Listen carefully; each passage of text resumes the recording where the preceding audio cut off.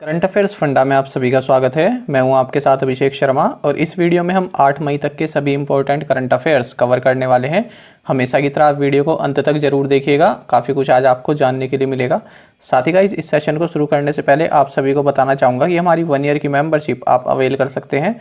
इसके अंतर्गत आपको चैनल पर अपलोड होने वाली current affairs video PDF format में मिल जाएगी। इसके लिए आप 249 रुपीज़ पे कर सकते हैं और ये मेंबरशिप आपकी 1 साल के लिए वैलिड रहेगी। इसमें आपको daily current affairs PDF, weekly PDF और मंथली PDF प्रोवाइड कराई जाती है। साथ ही टॉपिक वाइज जो भी हम करंट अफेयर्स वीडियो बनाते हैं, जैसे कि days and themes, books and authors, important committees, appointments, obituaries, इन सभी की भी PDF आपको प्रोवाइड कराई जाती है। तो मेंबरशिप पाने का लिंक आपको इस वीडियो के फर्स्ट कमेंट में मिल जाएगा। कोई भी आपकी क्वेरी हो तो हमें कमेंट बॉक्स में ज़रूर लिखिएगा। तो चलिए फिर करते हैं शुरुआत इस वीडियो सेशन की। किस राज्य ने पत्रकारों को गोपबंधु संवादिका स्वास्थ्य बीमा योजना के तहत कोरोना योद्धा घोषित किया है? ऑप्शंस आपके सामने हैं और करेक्ट आंसर होगा option B. So Orissa has declared journalist as frontline covid warriors under the Gopabandhu Sambadika Swasthya Bima योजना। तो उड़ीसा के जो चीफ मिनिस्टर हैं नवीन पटनायक, इन्होंने इस बात की घोषणा की है। आपको बता दें कि ये जो स्कीम है गोपबंधु संवादिका स्वास्थ्य बीमा योजना, ये पहले से चली आ रही है। तो इसी के अंतर्गत इस जो जर्नलिस्ट हैं इनको फ्रंटलाइन कोविड वॉरियर्स घोषित किया गया है। तो इसमें 2 लाख रुपए का इंश्योरेंस जर्नलिस्ट के लिए किया जाता है, पहले से योजना चल रही है। और फिलहाल जो उड़ीसा गवर्नमेंट करने वाली है कि देखिए, अगर कोई जर्नलिस्ट जो है जर्नलिस्ट की अगर किसी की कोविड-19 के दौरान अपनी ड्यूटी करते हुए निधन हो जाता है या मृत्यु हो जाती है, तो उनके जो भी परिवार वाले हैं उनको 15 लाख रुपीज़ प्रोवाइड कराए जाएंगे। साथ ही फ्रेंड्स, केवल उड़ीसा ने ये ऐसा नहीं किया है, कुछ और स्टेट्स भी हैं जिन्होंने जर्नलिस्ट को फ्रंटलाइन कोविड वॉरियर्स घोषित किया है, जैसे कि वेस्ट बंगाल, तमिलनाडु, कर्नाटक, मध्य प्रदेश, बिहार, मणिपुर, उत्तराखंड एंड उत्तर प्रदेश। तो फ्रंटलाइन कोविड वॉरियर्स घोषित करने का उद्देश्य ये होता है कि जो वैक्सीन लगेगी उसमें जो जर्नलिस्ट हैं उनको प्रायोरिटी बेसिस दिया जाए, उनको प्रायोरिटी दी जाए, प्राथमिकता दी जाए। आगे बढ़ते हैं।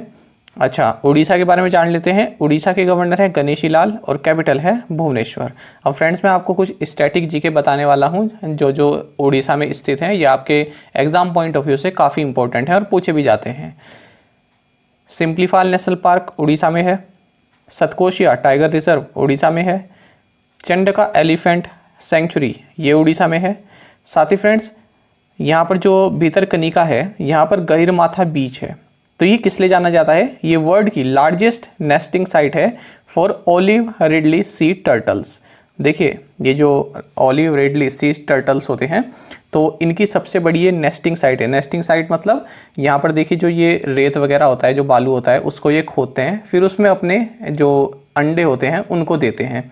तो काफ़ी संख्या में देते हैं, एक साथ ही दे देते हैं कई सारे। तो ये उनकी जो है सबसे बड़ी नेस्टिंग साइट है। क्या? गहिरमाथा बीच उड़ीसा। एग्जाम में पूछा भी गया है, ये याद रखिएगा इसको। चिलिका लेक यहाँ पर है। सेंट्रल राइस रिसर्च इंस्टीट्यूट ये कटक में है। बीजू पटनायक एयरपोर्ट यहाँ पर है। डॉक्टर अब्दुल कलाम आइलैंड यहाँ पर है। धामरा पोर्ट यहाँ पर है। इंटीग्रेटेड टेस्ट रेंज चांदीपुर यहाँ पर है। जगन्नाथ टेम्पल यहाँ पर है।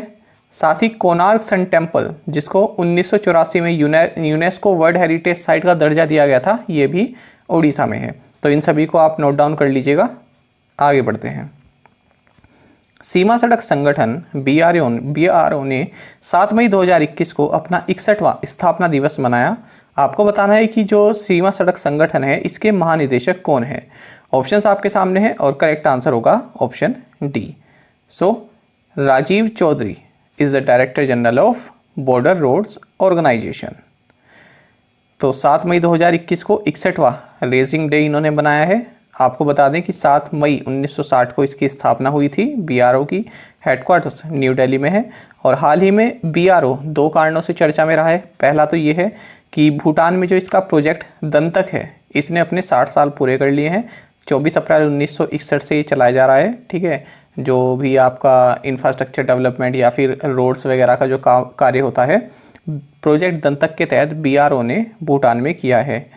साथ ही फ्रेंड्स बीआरओ ने पहली बार किसी वुमेन ऑफिसर को, जिनका नाम वैशाली एस हिवासे है, तो इनको जो भारत चाइना बॉर्डर है, तो यहाँ पर जो हाई एल्टीट्यूड एरिया है, तो यहाँ पर रोड कंस्ट्रक्शन कंपनी इसका जिम्मा इन्हें सौंपा है।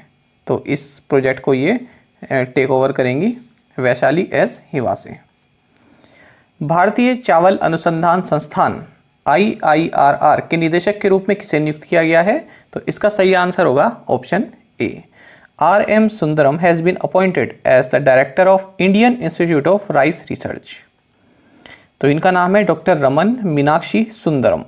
इनको Indian institute of rice research, जो कि हैदराबाद तेलंगाना में है, इसके डायरेक्टर के रूप में नियुक्त किया गया है। याद रखिएगा, Indian institute of rice research की बात कर रहे हैं, और नेशनल राइस रिसर्च इंस्टीट्यूट का है कटक, उड़ीसा में, जो कि हम पहले भी पढ़ा है, हमने इसी वीडियो में पहले पढ़ा है हमने अभी। इंटरनेशनल राइस रिसर्च इंस्टीट्यूट ये कहाँ पर है? ये है लॉस बेनोस, फिलीपींस में। तो ये तीनों इंस्टीट्यूट आप याद रखिएगा। आगे बढ़ते हैं। किस खेल महासंघ ने चेकमेट कोविड पहल की शुरुआत की है? ऑप्शंस आपके सामने हैं और करेक्ट आंसर होगा option B. So all India chess federation launched checkmate covid initiative.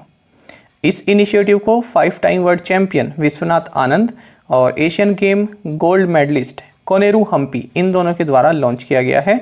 और किसकी तरफ से है ये? ऑल इंडिया चेस फेडरेशन द्वारा ये लिया गया एक इनिशिएटिव है। तो इसमें जो भी स्टाफ मेंबर हैं या प्लेयर्स हैं जो भी चेस से जुड़े हुए हैं, तो उनको अगर वो कोविड अफेक्टेड हो जाते हैं तो उनको फाइनेंशियल असिस्टेंस और मेडिकल फैसिलिटीज़ प्रोवाइड कराई जाएंगी। फ्रेंड्स, विश्वनाथ आनंद को तो आप जानते ही हैं। कोनेरू हम्पी याद रखना, पूछ लेते हैं कि कोनेरू हम्पी किस खेल से संबंधित हैं, तो चेस से ये संबंधित हैं। ऑल इंडिया चेस फेडरेशन की बात करें तो प्रेसिडेंट हैं डॉक्टर संजय कपूर और हेडक्वार्टर्स है चेन्नई, तमिलनाडु में। निम्नलिखित में से किसने कोव8 पोर्टल लॉन्च किया? ऑप्शंस आपके सामने हैं और करेक्ट आंसर होगा option A. So NITI Aayog has launched कोव8 portal. जान लेते हैं इसके बारे में। तो देखिए, आपको पता होगा कि कोविड-19 से रिलेटेड बाहर जो दूसरे देश हैं वो भी अपनी सहायता भारत को प्रदान कर रहे हैं। तो जो भी बाहर से जो भी एड आ रही है, जो भी हेल्प आ रही है, तो उसको ऑनलाइन ट्रैक कर सकते हैं। ठीक है, आने से लेकर और डिस्ट्रीब्यूशन तक किस किस को जा रहा है, ये सभी ट्रैक किया जा सकता है कोव8 पोर्टल पे। इसको नीति आयोग द्वारा सेटअप किया गया है।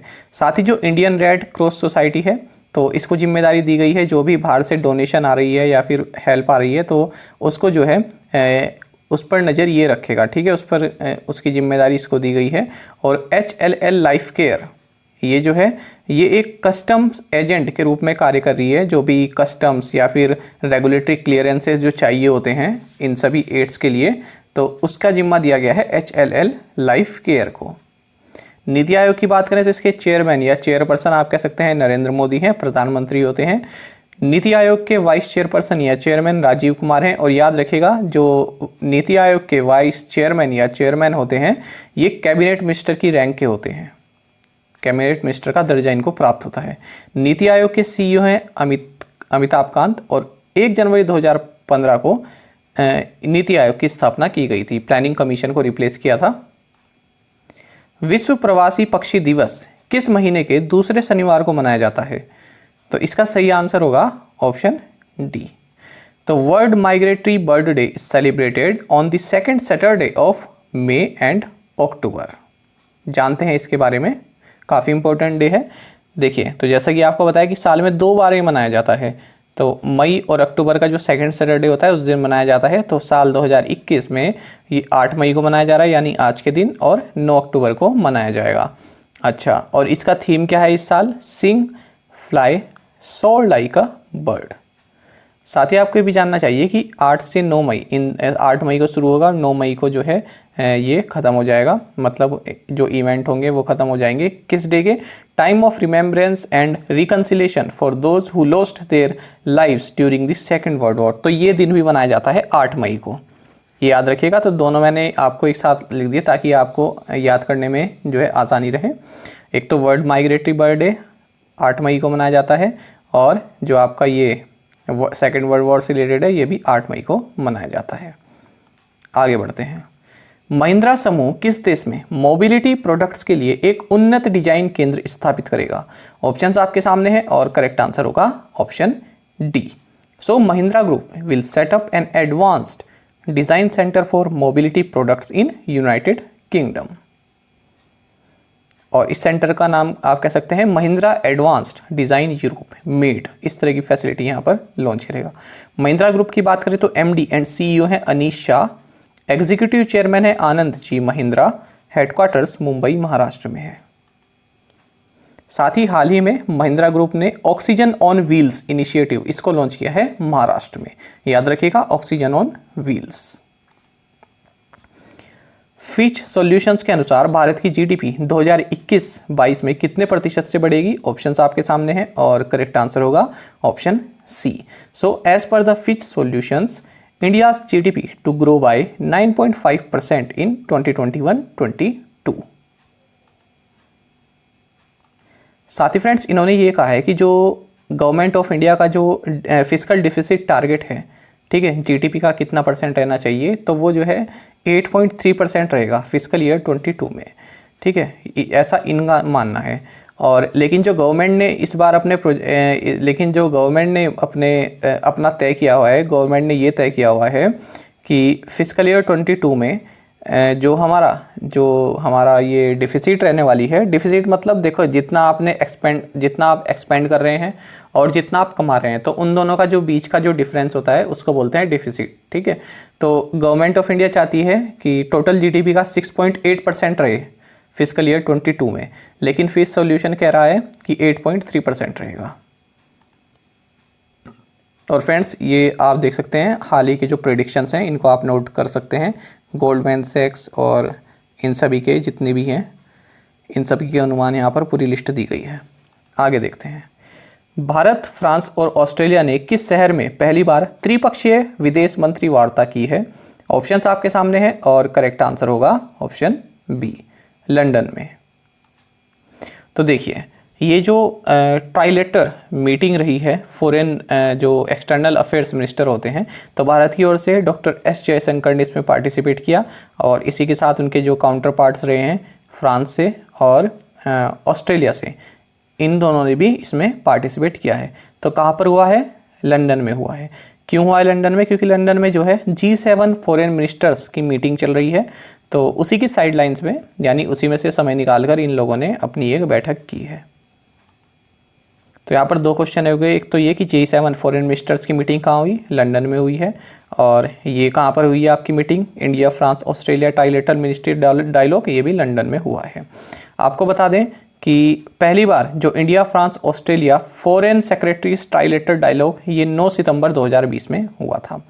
बैंकिंग एस्पिरेंट्स के लिए तो इम्पोर्टेंट नहीं है, लेकिन जो सिविल सर्विसेज टाइप एग्जाम्स की तैयारी कर रहे हैं और हमारे व्यूवर्स हैं, तो उनके लिए ये पॉइंट इंपॉर्टेंट है। अमेजॉन अनबाउंड नामक पुस्तक के लेखक कौन है? ऑप्शंस आपके सामने हैं और करेक्ट आंसर होगा option B. So Brad Stone is the author of the book titled Amazon unbound. तो पूरा नाम है Amazon unbound, Jeff Bezos and the invention of a global empire. इसको लिखा है ब्रैड स्टोन ने। साथ ही आपको ये भी जानना चाहिए कि इस साल के अंत तक जो अमेजॉन के सीईओ पद से इस्तीफा दे देंगे जेफ बेजोस, और नए सीईओ हैं Andy Jassy. Global prime residential index में किस शहर को प्रथम स्थान मिला है? तो इसका सही जवाब होगा ऑप्शन डी, शेंजिन। ये चाइना का शहर है, तो इसको पहला स्थान मिला है ग्लोबल प्राइम रेजिडेंशियल इंडेक्स में। जानते हैं इसके बारे में। अच्छा, किसके द्वारा लॉन्च किया गया है? पहले ही जान लीजिए कि London based property consultant company है एक, नाइट फ्रैंक, इसके द्वारा ये लॉन्च किया गया है। तो इसमें जो न्यू दिल्ली है इसको 32वें नंबर पर रखा गया है, मुंबई को 36वें नंबर पर रखा गया है, और बेंगलुरु को 40वें नंबर पर रखा गया है। तो इसमें केवल फर्स्ट क्वार्टर की बात की गई है, ठीक है। तो फर्स्ट क्वार्टर की इसमें बात की गई है 2021 की। क्वार्टर मतलब जनवरी फरवरी मार्च, ये फर्स्ट क्वार्टर होता है। फिर अप्रैल मई जून, ये सेकंड क्वार्टर होता है। जुलाई अगस्त सितंबर, ये तीसरा क्वार्टर होता है। फिर अक्टूबर नवंबर दिसंबर, ये फोर्थ क्वार्टर होता है, ठीक है। तो इस तरह से जो पहला क्वार्टर आया है जनवरी फरवरी मार्च, इस क्वार्टर के हिसाब से इन्होंने रैंकिंग यहाँ पर दी है। तो बेसिकली क्या है कि उस तरह की सिटीज़ बताई हैं जो कि मोस्ट डिज़ायरेबल हों, यानी जिनमें रहने की लोगों की चाह हो, लेकिन वो मोस्ट एक्सपेंसिव प्रॉपर्टीज़ भी हों। तो इस तरह की बेसिस पर सिटीज़ को यहाँ पर रैंक किया गया है। 2021 के लिए अर्लिन पाश ग्लोबल विजन अवार्ड से किसे सम्मानित किया गया है? ऑप्शंस आपके सामने हैं और करेक्ट आंसर होगा ऑप्शन ए।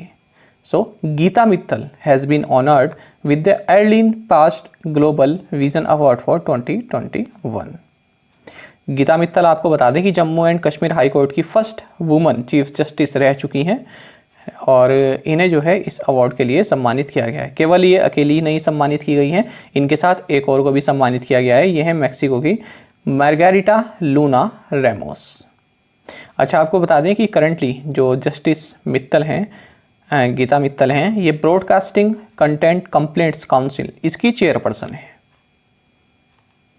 अब देख लेते हैं फ्रेंड्स प्रीवियस असाइनमेंट क्वेश्चंस के answer. Radhanagar beach is in which state or UT Andaman and Nicobar?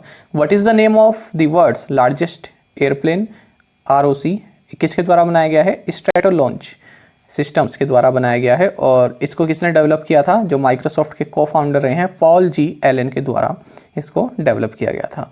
International no diet day ये कब मनाया जाता है? 6 मई को मनाया जाता है और इसका सिंबल है लाइट ब्लू रिबन। और शिंको डे मायो फेस्टिवल ये मैक्सिको और यूएस में मनाया जाता है।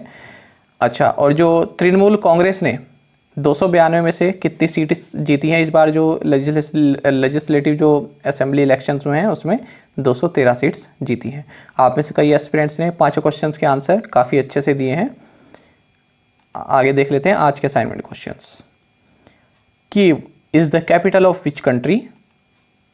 Shivrajpur beach is in which state? Uday Shankar is the president of which organisation और agency? Dahla dam seen recently in the news is in which country? How many seats out of 234 did Dravida Munnetra Kazhagam यानी DMK clinch in recently concluded assembly elections? तो friends इन 5 questions के answer आप हमें comment box में जरूर बताइएगा। अगर आपको एक क्वेश्चन का आंसर भी आता है तो वो भी आप हमें जरूर से कमेंट बॉक्स में प्रोवाइड कराया कीजिए।